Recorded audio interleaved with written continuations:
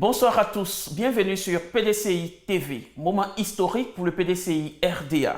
Ce samedi 20 juin 2020, une forte délégation du PDCI RDA, conduite par le professeur Maurice Kakou Djikawe, secrétaire exécutif en chef du PDCI RDA, est composée de plusieurs vice-présidents.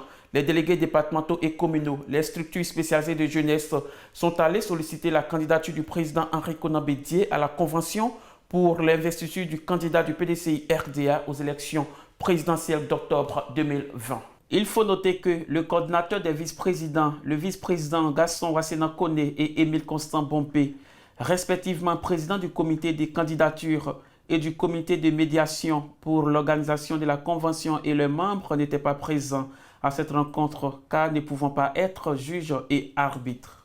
C'est le professeur Maurice Kakou Djikawe qui a situé le contexte de cette rencontre. Le 6 octobre 2013, le PDCI vous avait confié sa conduite, sa gestion en vous élisant président du PDCI RDA. Et vous avez appelé un certain nombre de cadres autour de vous pour conduire la mission. La mission, c'était de ramener le PDCI au pouvoir avec un militant actif. En 2005, en 2015, comme je le dis souvent, malgré ma taille, vous assis, vous avez tout le monde que moi debout. C'est ainsi que vous avez montré un chemin qu'on a suivi dans la discipline.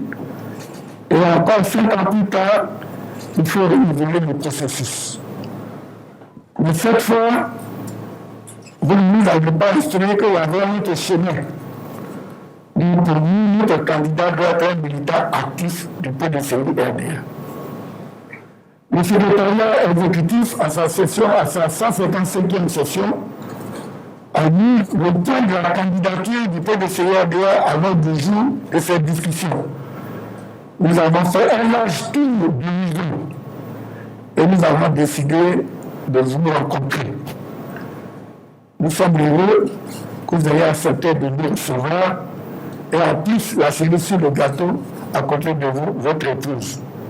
Le thème du 10e congrès, on vous avait dit de rajeunir le parti vers le niveau pour qu'il puisse se remettre. Et dans ce cadre de restructuration, vous avez mené beaucoup de délégués.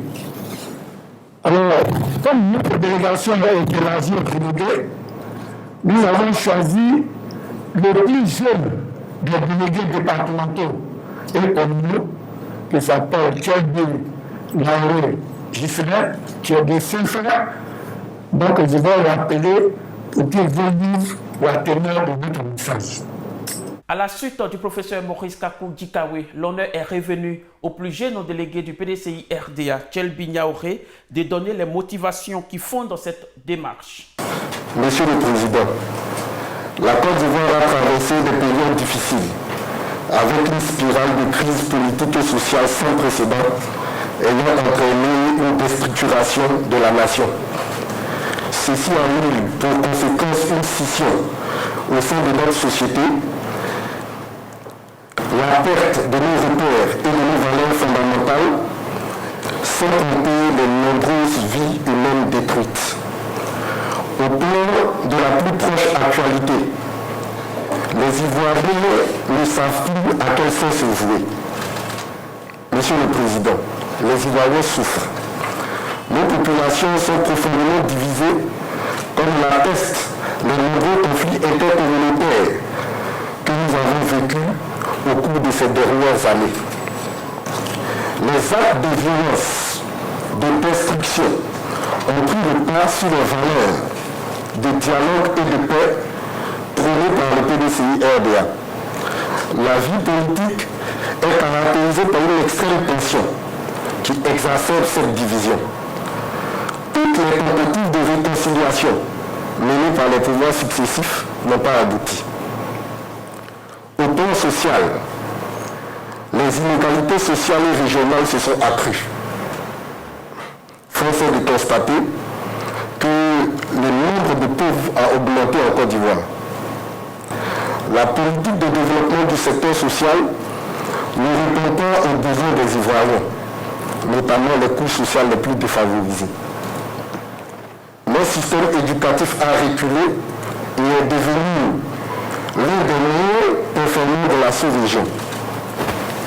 Cela se traduit par un nombre de plus en plus croissant de jeunes sans emploi. Notre système de santé est défaillant et l'espérance de vie l'une des plus faibles de la sous-région. La croissance économique de ces dernières années n'a pas été inclusive et n'a profité qu'à une minorité. Au plan sécuritaire, nous enregistrons une augmentation de la petite délinquance, du grand banditisme, du trafic de drogue et de stupéfiants. De plus, nous constatons l'apparition d'une nouvelle délinquance, celle d'une jeunesse dite en conflit avec la loi. Au plan de la démocratie, nous enregistrons une régression des acquis qui se caractérise par la répression des opposants, la perte de l'indépendance de notre système judiciaire, la mise sous contrôle de toutes les institutions par le pouvoir exécutif, la politisation des nominations aux postes de responsabilité dans l'administration au détriment de la compétence, la temporalisation des médias d'État, la mauvaise gouvernance dans la gestion des deniers publics. Monsieur le Président, dans un tel contexte, à l'approche des échéances électorales à venir, notre nation a besoin d'un leader mu par l'amour de son pays et par celui de ses concitoyens. Notre nation a besoin d'un rassembleur capable de réconcilier nos compatriotes. La Côte d'Ivoire a besoin d'un homme d'expérience, attaché aux valeurs de dialogue, d'unité et de paix. Notre pays a besoin d'un leader, garant de la démocratie, de l'état de droit, seul gage d'un développement durable et inclusif. La Côte d'Ivoire a besoin d'un homme qui va contribuer à la réduction des inégalités sociales et au rétablissement de l'équité au sein de notre société. Monsieur le Président, vous avez toujours prôné le dialogue, la réconciliation et la paix. Vous n'avez eu de cesse de démontrer votre amour pour notre nation en étant présent à tous les rendez-vous de réconciliation et de paix. Votre amour pour notre pays s'est toujours caractérisé par une vision ambitieuse de son développement au profit de tous. Vous avez démontré, tout au long de votre brillante carrière, votre attachement au respect des règles qui régissent nos institutions et des valeurs de l'état de droit et de la démocratie. Monsieur le Président, devant toutes les manœuvres de déstabilisation de notre grand parti, le PDCI-RDA, vous n'avez ménagé aucun effort pour éviter sa disparition. Vous avez fait montre d'un génie politique en réorganisant le PDCI-RDA afin de reconquérir le pouvoir d'État en octobre 2020. Cette reconquête est le vœu de tous les militants du PDCI-RDA et celui de la grande majorité des Ivoiriens vivant dans les hameaux, dans les villages et dans les villes. Monsieur le Président, les membres du secrétariat exécutif, les vice-présidents du parti, les délégués départementaux et communaux, les responsables des structures spécialisées, UFPDCI, JPDCI, vous demandent avec insistance, au regard de ce qui précède, de faire acte de candidature à la convention de désignation du candidat du PDCI-RDA à l'élection présidentielle du 31 octobre 2020.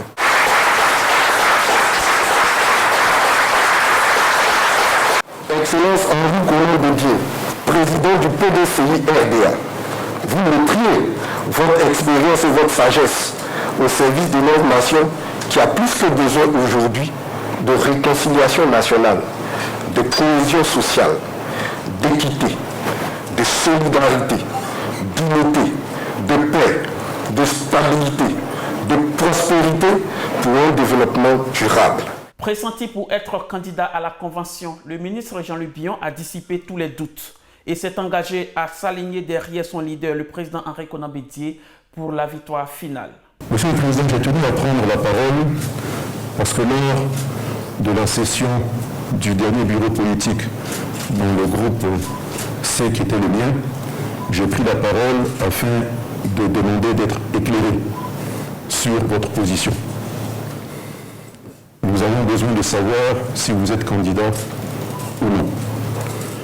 Moi-même, ayant des ambitions, aujourd'hui, devant la demande qui vous est faite, sachant que vous allez répondre de manière positive, je retire ma candidature et je demande à tous les jeunes de s'aligner derrière nous tous pour mener le combat et vous apporter la victoire. Nous sommes des militants unis, loyaux, et nous allons jouer la force et la discipline du parti. Soyez assurés de mon indéfectible attachement à votre victoire et je mettrai tout en œuvre pour vous apporter cette victoire. Merci à tous les jeunes du parti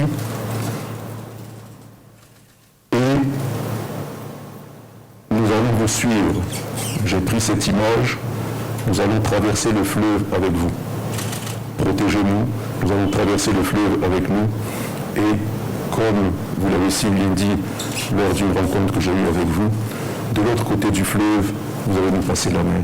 Après avoir écouté les différentes interventions, le président Henri Konan Bédié a répondu favorablement à l'attente des militants et a pris l'engagement de faire don de sa personne en mémoire de tous les sacrifices consentis par les braves militants et non sans manquer de les exhorter pour une mobilisation sur le terrain en vue d'une victoire éclatante à la Convention. Mes chers sœurs et chers frères,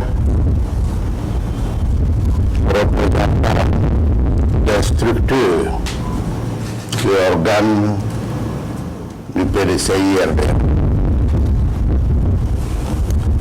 informé depuis 24 heures de votre demande d'audience. Je n'ai pas hésité à marquer mon accord pour vous recevoir en ce jour, en présence de mon épouse. Dès lors que l'objet qui m'a été signifié se rapporte à l'examen de l'organisation de notre prochaine convention du PDCI-RDA. Nous vous souhaitons, mon épouse et moi-même, à toutes et à tous, une chaleureuse et cordiale bienvenue à notre domicile. Je viens d'écouter avec beaucoup d'attention et d'intérêt vos représentants, particulièrement le plus jeune des délégués du PDCI, RDA. Je suis à la fois surpris et heureux du contenu de vos messages. Nous demandons votre candidat à l'élection du candidat de notre parti à la présidentielle d'octobre 2020. Heureux et fier d'une telle démarche de votre part, je voudrais en retour vous remercier et vous exprimer toute ma reconnaissance. Oui, chers représentants des structures du parti, je me sens encore une fois honoré par cet acte militant, fait de responsabilité qui démontre votre engagement collectif à mes côtés et de la confiance que vous placez en moi. je vous le dis, je ferai don de ma personne en mémoire de tous les sacrifices consentis par nos vaillants et braves militants et l'ensemble de notre personnel politique du sommet à la base.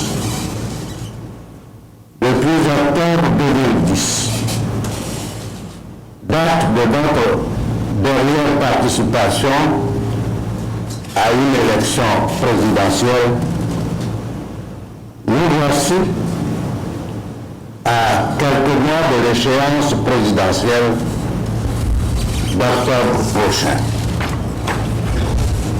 Je réponds à votre attente en espérant que vous mobiliserez sur le terrain pour amener les membres statutaires de la Convention à assurer une victoire éclatante au soir du 26 juillet prochain.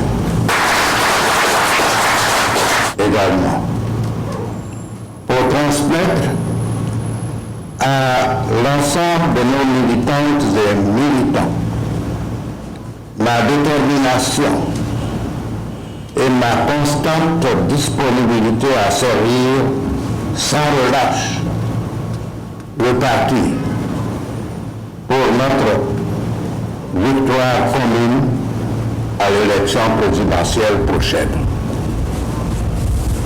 C'est cette victoire qui permettra aux jeunes de Côte d'Ivoire d'accéder aux responsabilités pleines et entières dans la gestion des affaires publiques. En conséquence, je reçois cette demande de candidature comme une mission de salut public découlant d'une attente forte de la base, m'imposant ainsi l'obligation de compétir lors de cette convention. Tout en vous remerciant pour cette marque de confiance et d'attention, je vous exhorte à occuper le terrain politique. En effet, il vous revient d'accomplir avec succès l'opération d'enrôlement sur la liste électorale de nouveaux majeurs et de tous ceux qui sont en âge de voter, mais non détenteurs de carte nationale d'identité. Sur ce, je vous réaffirme mon engagement à œuvrer pour le succès et le rayonnement de notre grand parti, tout en vous priant de transmettre mes remerciements et mes salutations aux membres de vos structures respectives. Bon retour en famille et à très bientôt. La réaction du président Henri Konan Bédié a été accueillie chaleureusement par les militants présents. Nous avons demandé au président Henri Konan Bédié d'être notre candidat. Mais en retour, tout ce que le président disait, j'avais les larmes aux yeux. Et quand j'ai écouté aussi Jean-Louis Billon, j'avais beaucoup d'émotions. Mes impressions, c'est quoi? Nous demandons à notre doyen d'aller aux élections. Donc, il faut que tout le monde se mobilise autour du président Henri Konan Bédié. C'est nous ce matin qui sommes venus demander à ce que le président vienne sauver la Côte d'Ivoire. Que le président vienne nous protéger. Le président Henri Konan Bédié vienne pour l'histoire de la Côte d'Ivoire 2020. Moi, ce que j'ai su, ce que je peux retenir, il a accepté avec émotion. Il a accepté parce qu'il se dit, je suis obligé d'être le père et de protéger la Côte d'Ivoire parce que Félix Houphouët-Boigny m'a confié ce pays. Nous avons suivi avec beaucoup d'émotion parce que venant ici ce matin, nous n'étions pas sûrs qu'il accepte d'être candidat du PDCI RDA. Parce que nous avons beaucoup de jeunes qui ont beaucoup d'ambition. Mais nous avons retenu une chose, la sagesse est primordiale. Dans la vie, il faut savoir faire les pas. C'est comme un enfant qui naît. On apprend l'enfant à faire les 4 pattes, ensuite la marche et ensuite ses envols. Donc ce matin, c'est vraiment une joie immense qui nous habite. D'autant plus que demain, c'est la fête des pères. Je pense que c'est le plus gros cadeau qu'il puisse nous faire, alors que c'est nous qui devons lui faire ce cadeau-là. Mais c'est lui qui nous a fait le cadeau. Tout ce que je demande, c'est que nous sommes une structure des femmes. Et les femmes représentent une force dans le monde. On dit ce que femme veut, Dieu veut. Donc je lance un appel vibrant à toutes mes sœurs, à toutes les femmes, qu'elles soient du sud, du nord, de l'est, de l'ouest, que nous fassions une, qu'on se donne la main dans la main pour aller au combat. Maintenant, le combat est ouvert. Il nous a dit oui, on doit ouvrir le chemin. On doit prendre une route droite. Parce qu'on dit que la ligne droite est le plus court chemin d'un point à un autre. Donc il faut prendre cette route. Ne prenons ni la ligne courbe, ni la ligne brisée. Parce que le président Henri Konan Bédié, à l'image du président Félix Houphouët-Boigny, nous donne toujours l'exemple, la sagesse, la patience. Je peux dire que c'est un grand jour, un jour historique, parce que je fais partie des personnes qui souhaitaient cela. Et aujourd'hui, c'est fait. Où va la Côte d'Ivoire? On se posait beaucoup de questions. Parce que c'est le président Henri Konan Bédié seul qui pouvait réconcilier les Ivoiriens. C'est le président Henri Konan seul qui pouvait unir les Ivoiriens, amener la paix en Côte d'Ivoire. Et aujourd'hui, nous sommes réunis, nous avons demandé que le président Bédié prenne le destin de la Côte d'Ivoire, le destin des Ivoiriens en main. Et je suis heureuse qu'il ait accepté. C'est une grâce. Nous disons merci à Dieu et que tous les Ivoiriens que nous acceptons comme une seule personne, unis, pour que la Côte d'Ivoire retrouve le développement, l'union, la réconciliation vraie. D'abord, c'est une joie pour nous.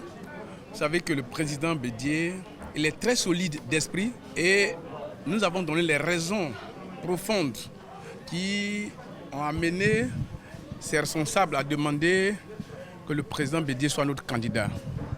Les raisons ont été évoquées, mais très succinctement. Vous savez que depuis 1999, la Côte d'Ivoire traverse des crises et qui ont bouleversé la cohésion nationale. Il faut donc un homme pétri de sagesse, de paix, qui fédère d'ailleurs toutes les générations pour venir mettre de l'ordre. Le président Bédié s'est réconcilié avec tous les acteurs politiques. Donc c'est un homme de pardon. Il connaît notre culture. On ne peut pas réconcilier un peuple si on ne connaît pas la culture de ce peuple. Il est modéré, il est ouvert au dialogue. Et aujourd'hui, chacun le sait, c'est un homme de vision.